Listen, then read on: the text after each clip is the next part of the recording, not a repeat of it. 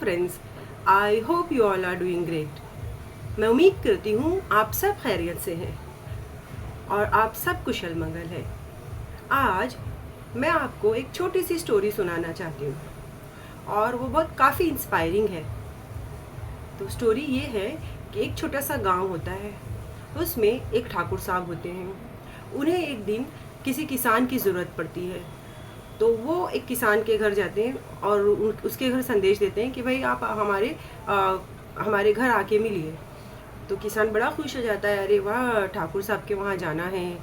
अपनी वाइफ से बोलता है कि मैं जाता हूँ, देखता हूँ क्या बात है। जाते हैं। ठाकुर साहब बोलते हैं कि आपको मेरी जो ज़मीन है उसमें काम है, आप खेती करिए, आपको अच्छा मैं तनख्वाह दूंगा, अच्छा पेमेंट करूँगा।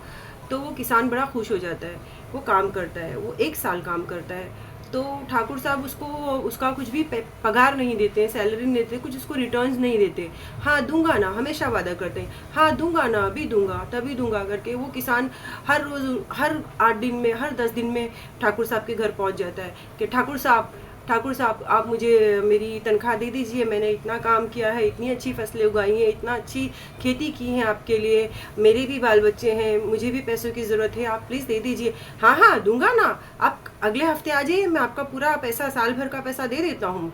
फिर वो बेचारा किसान अगले हफ्ते चले जाता है। तो फिर वो ठाकुर साहब यही बोलते हैं, अगले हफ्ते आ जाइए आप, मैं आपको पूरा पैसा दे देता हूँ। ऐसा करके कई दिन निकल जाते हैं, बरस निकल जाते हैं। तो वो किसान जो क्या करता है, बेचारा मजबूर हो जाता है, वो ठाकुर साहब से बोलना ही छोड़ देता है और पैसों की कमी की वजह से वो बहुत स्ट्रगल करता है। अब ले करे तो क्या करे, पैसे हैं लेकिन मिल नहीं रहे हैं और सफ़र कर रहे हैं बाल बच्चे।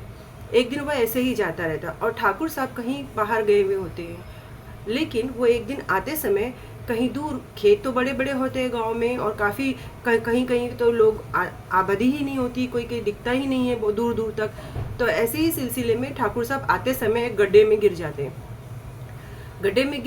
मुझे बचाओ, मुझे बचाओ, प्लीज़ कोई मुझे बचाओ, ऐसे चिल्लाने लगते हैं।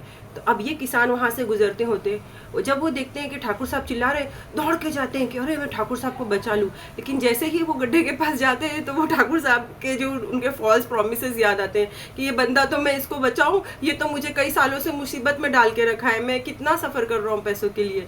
तो ठाकुर साहब को बोलता है कि अच्छा मैं ठाकुर साहब आप रुकिए, मैं आता हूँ, मैं आपको बचा लूँगा, आप बिल्कुल चिंता, मैं गांव वालों को लेकर आता हूँ।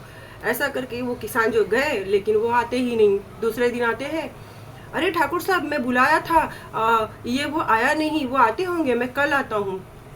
तीसरे दिन भी ऐसा ही करते हैं। चौथे दिन जो ठाकुर साहब समझ जाते हैं कि ये मेरे से बदला ले रहा है करके और मुझे कुछ बताना चाह रहा है, ठाकुर साहब वो किसान के पैर पकड़ लेते, अरे मुझे तुम निकाल दो इस गड्ढे में से, मैं आपके पैर छूता हूँ, मुझे निकाल दो, मैं आपके पूरे पैसे दे दूंगा, अभी मैं कभी फॉल्स प्रॉमिसेस नहीं करूँगा, मैं आपसे वादा करता हूँ। तो किसान बोलता है, अच्छा ठाकुर साहब, मैंने कई साल आपके वजह से परेशानियां उठाई है, आपने बिल्कुल एहसास नहीं किया कि मेरी फैमिली है, मैं इस गड्ढे में आप गिरे उससे कई ज़्यादा परेशान मैंने कई साल गुजारे हैं। तो मैं आपसे विनती करता हूँ, आप मुझे इस बार मैं गड्ढे से निकालूंगा तो आप मुझे पैसे दे देना। तो वो ठाकुर साहब जाते हैं, मानते हैं बात, अपनी गलती को रियलाइज़ करते हैं, वो किसान को बुला के उसका सारा पैसा उसको दे देते हैं। तो इसीलिए मैं कहना चाहती हूँ कि action speaks louder than words false promises करके, वर्ड्स किसी को दिलासा देके, झूठी आस देके, ख्वाब दिखा के, सपनों के महलों के, कभी भी ऐसा नहीं करना चाहिए। किसी भी नाजायज़ फ़ायदा कोई भी इनोसेंट इंसान का हमें नहीं उठाना चाहिए।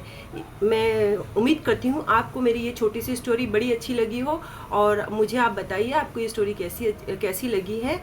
मैं नेक्स्ट टाइम दूसरी स्टोरी के साथ, दूसरी अच्छी बात के साथ, इंस्पिरेशन के साथ मैं आऊँगी, आप सबसे मिलूँगी। तब तक के लिए धन्यवाद। बहुत अच्छी।